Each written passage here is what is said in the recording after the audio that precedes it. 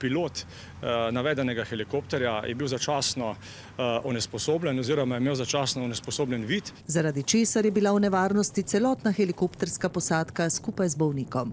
Ker druge rešitve ni bilo, je pilot, da jih storilec, ki je vanje usmeril močnejši laser, v zraku ne bi več videl, ugasnil vse helikopterske luči. V helikopterju je bila oseba, ki je potrebovala zdravniško pomoč.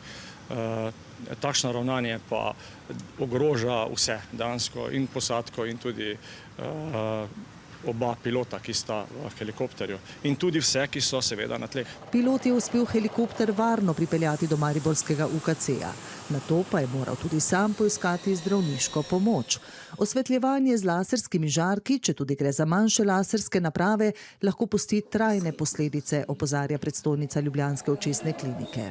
Mislim, da se predvsem ljudje premalo zavedajo nevarnosti laserskih žarkov za oči, saj so v bistvu ti laserji kar dosti široko v uporabi in bi bilo smiselno, da se večkrat poudarja, da lahko povzročijo okvaro oči, ki ni samo trenutna, ampak je trajna.